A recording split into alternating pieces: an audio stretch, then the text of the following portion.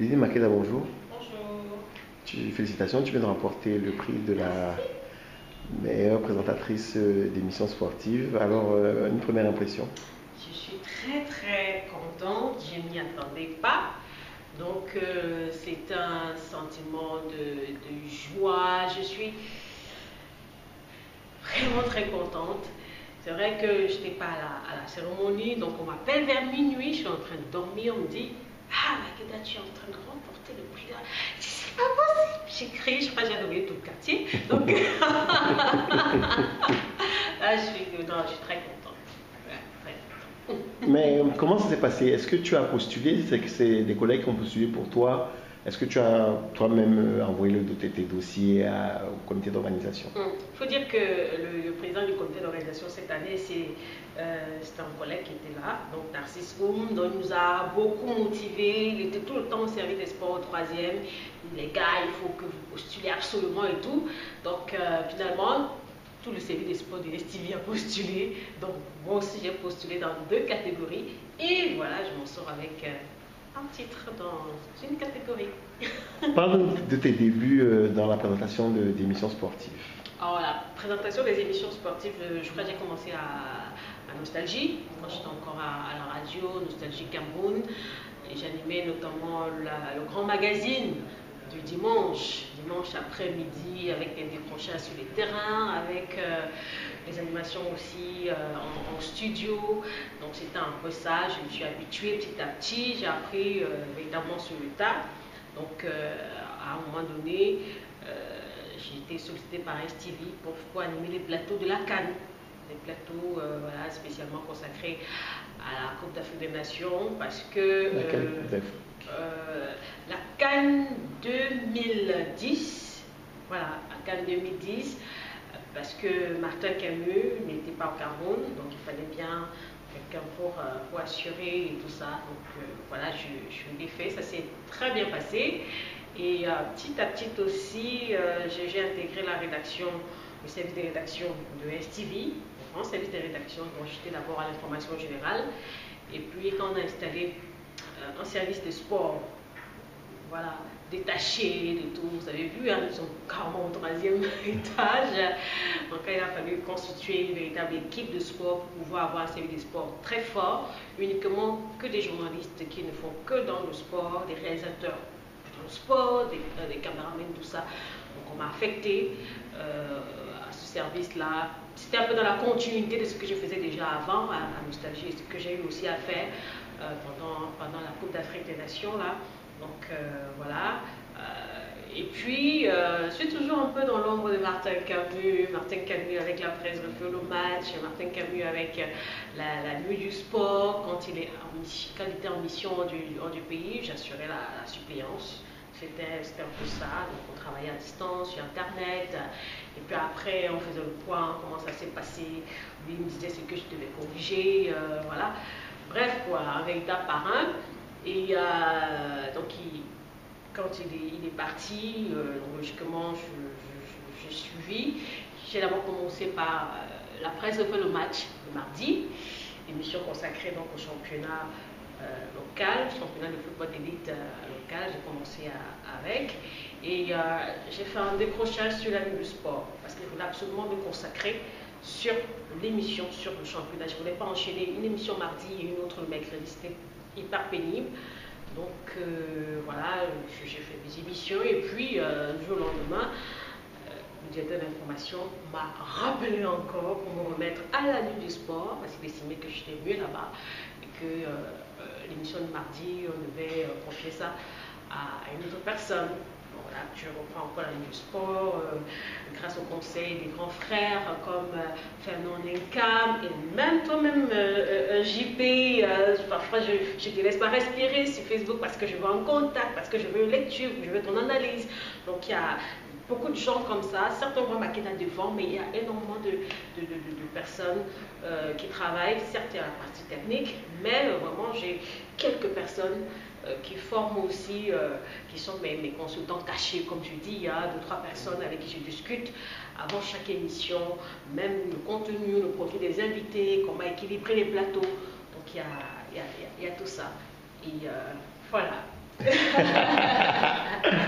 Le soir de la cérémonie de la remise, donc tu n'étais pas là, c'est ton collègue Willy Kak qui a récupéré ton prix et au moment de prendre ce prix-là, il a fait un petit discours où il a dit du bien de toi, il a dit que c'est toi qui l'avais formé, tout ça. Quels sont vos rapports? Bah, de très bons rapports, de très bons rapports. Willy, je l'ai connu à Nostalgie. Donc, il est venu pour les stages de vacances, comme ça se passe généralement dans les radios. Donc, on a travaillé ensemble. J'ai essayé de partager ce que moi, on m'a appris. Et donc plus tard, on s'est retrouvés à STV, donc on est dans le même service des sports. Ça se passe bien. Donc, au quotidien, on est là. Si on a à se repartir les tâches, on le fait. Hein. C'est un peu comme une rédaction normale. On a nos conférences. Qui va faire quoi et quand. Et en plus de ça, il savait aussi que nous sommes tous des amis. On s'est connus longtemps avant de se retrouver donc, dans une même boîte que Steve, que ce soit avec Dipita Tongo que je connais bien avant, que ce soit Willy que je connais bien avant. Donc finalement, ajouter à ça et le fait aussi qu'on échange, parce qu'on ne connaît pas tout, hein, on échange et on arrive à bien travailler, je pense. Pour moi, les rapports sont très très bien. Si tu devais choisir une émission que tu as présentée en 2013 et qui t'a plu particulièrement, ce serait laquelle? Oh, alors là, c'est une cool. Quel est ton meilleur moment que tu as passé sur le plateau de la nuit du sport ou alors la presse refait le match? Je suis là, il faut Je sais pas, un invité avec qui tu as pris le plaisir à interviewer, quelque chose comme ça, un bon souvenir. Un bon souvenir, il y a beaucoup de bons souvenirs, si je peux me permettre de dire ça comme ça.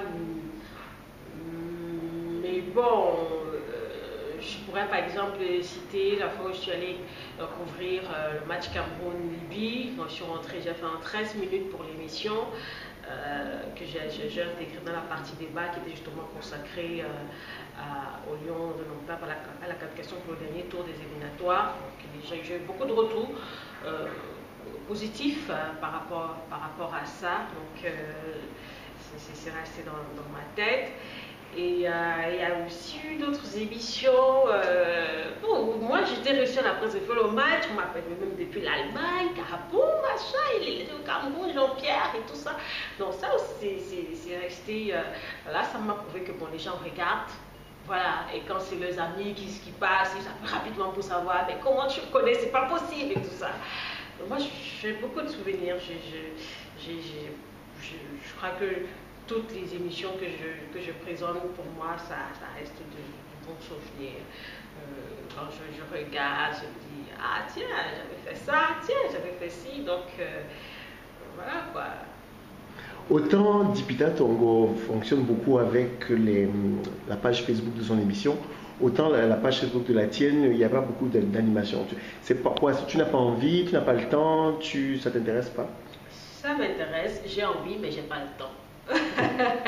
J'ai pas le temps. À chaque fois, je dis il faut que je mette un lien, il faut que je télécharge sur YouTube. Oui, j'avais commencé avec la presse de le match, 2-3 émissions après, je me suis arrêtée parce qu'il faut courir faire ça, il faut courir donner le papier à la rédaction pour le journal, il faut préparer ses éléments, il faut caler ses invités, il faut.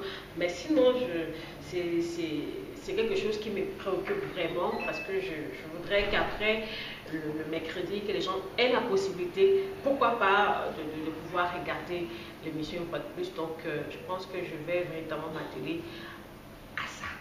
Ouais. Quels sont tes modèles dans la présentation d'émissions sportives? Est-ce qu'il y a des gens que tu regardes, qui t'inspirent? Est-ce que, comme tu l'as dit, tu t'es formé toi-même et puis bon, tu ne regardes pas trop ce que font les autres ou la concurrence? Je regarde. Je regarde bien. C'est toujours important de savoir ce que l'autre fait en face. Ça permet un peu de s'améliorer, de voir aussi quels sont ses points forts, quels sont ses points faibles. Donc je regarde beaucoup la concurrence. Bien sûr, si je vais rester dans la continuité, je vais toujours parler de Martin Camus. On va toujours revenir à lui. Donc c'est quelqu'un qui m'a beaucoup marqué.